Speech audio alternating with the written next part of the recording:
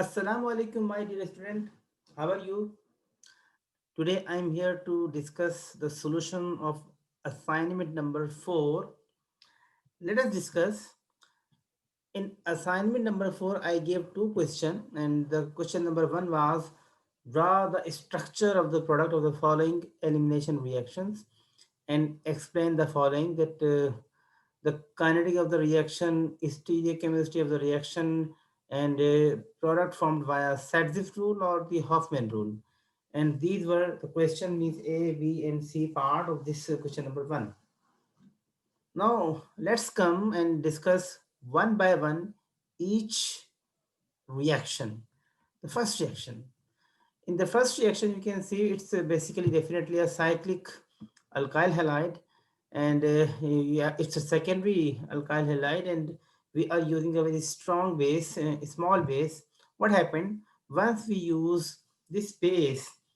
This base can eliminate the two proton. Now, if you can see the structure, this is basically a carbon which directly bonded with the halogens. And next to this carbon is known as the beta carbon. And similarly, on above here, this carbon also known as the beta carbon.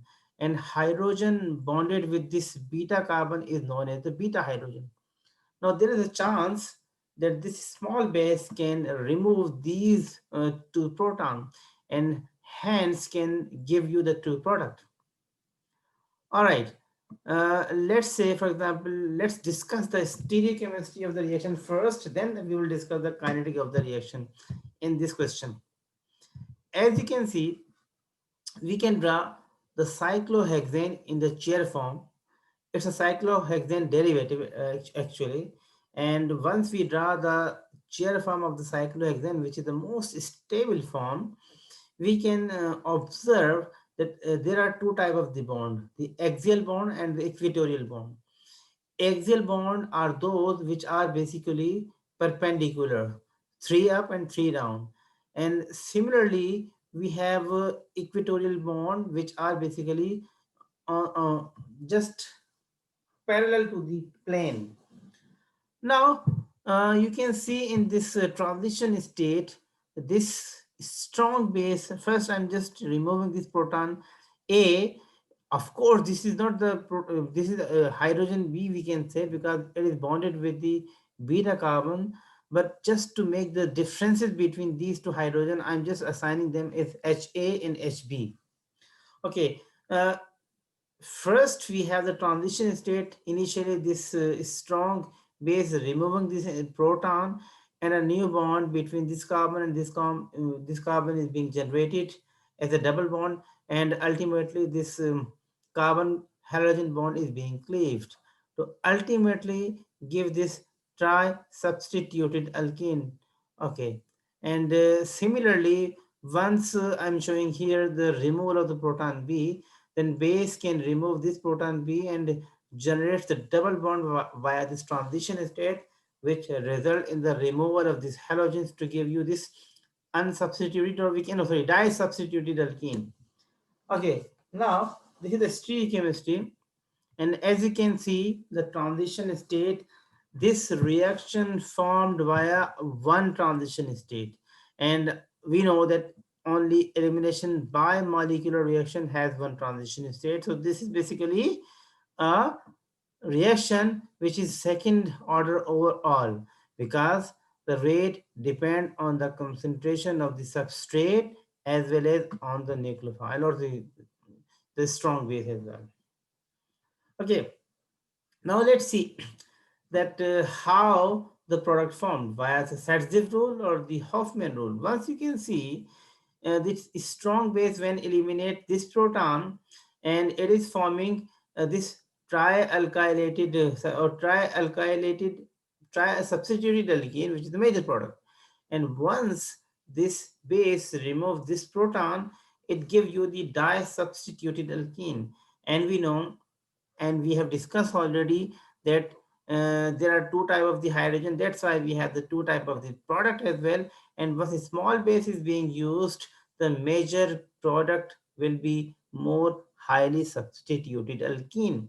And when more highly substituted alkene predominate, it followed the Zaitsev rule. So we can say that product actually formed via the Zaitsev rule.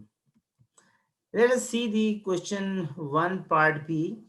I gave basically this compound, this is a chiral molecule, and this is 2-methyl or simple 2-bromobutane, sorry, 2-bromobutane. And we are treating with this bulky base potassium tertiary butoxide. Now there is a chance that this is the bulky base can eliminate, of course, this carbon is alpha carbon, and we have two type of the beta proton, because this is the methyl, or we have CH3. This CH3 is having a beta proton, and this CH2 have the beta proton as well. So this base can eliminate both proton. Now, which is the most stable one, we will discuss in the product formation. This is the overall reaction first. Now let us see the kinetics of the reaction.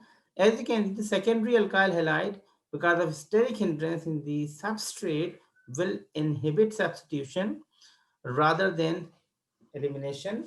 Now, and once we are using the potassium tertiary butoxide, and tertiary butyl alcohol is a base and typically used to promote the elimination by molecular reactions. So let us see the stereochemistry of the reaction. Overall, as we know that in E2 reactions, 5 atoms involved in the transition state of this reaction, including the base, and they must lie in the same plane, but they should be anti-coplanar conformation, which is preferred transition state geometry in this reaction case.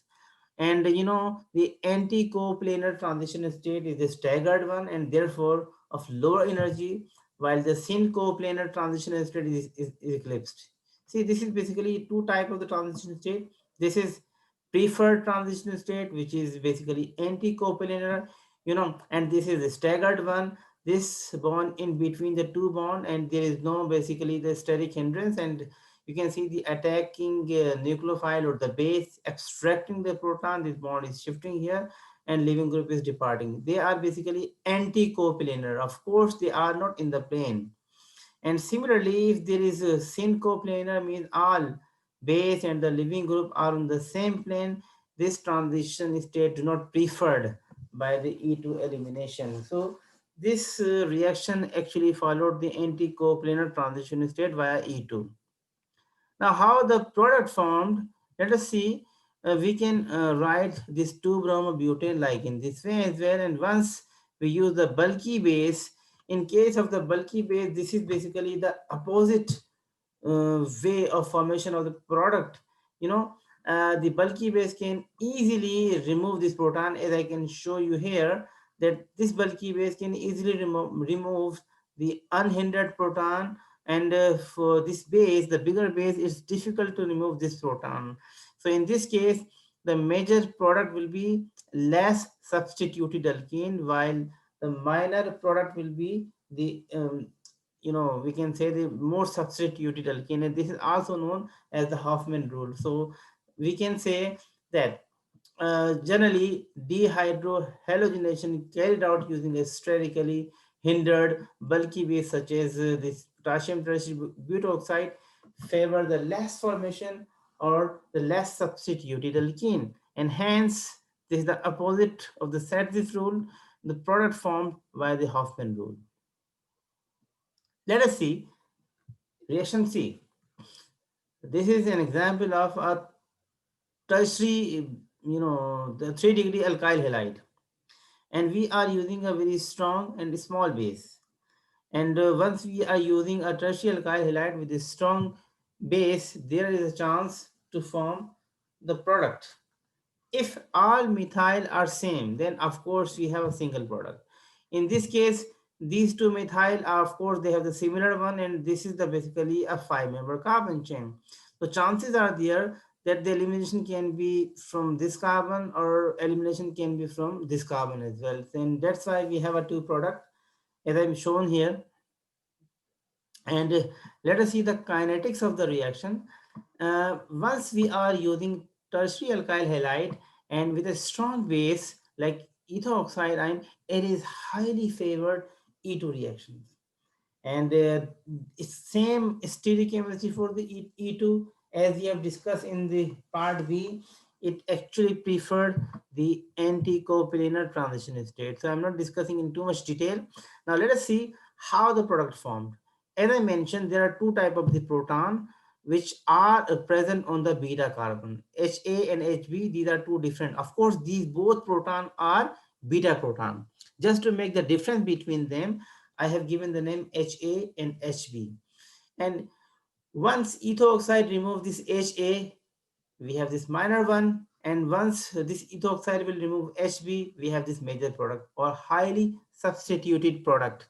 And that's why we can say this product formed via the Zaitsev rule, which actually followed or which give you the most or highly substituted alkene.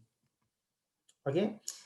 And keep remember, once we increase the temperature, it also favors the elimination even more. Question 2. I ask you draw the product, draw the structure of the product, and explain whether the formation of the product favored SN2, E2, SN1, or a even reaction pathway. And these are basically the question. Um, Intentionally, I repeat compound C. It is also present in reaction previous question as reaction B. Just to understand whether you can do it or not easily. Okay, let's do one by one. The first one, this is basically one bromopentane, and once we are using a small base and we have the primary alkyl halide, now we have a chance that this strong base can remove this proton or can substitute. Now in this case, substitution is preferred in case of the primary alkyl halide, and elimination do not preferred, or we may have a very small quantity of this product. So generally we can say with a primary substrate with a strong base, and like for example ethoxide, it favors the nucleophilic substitution by molecular reaction rather than the elimination reaction.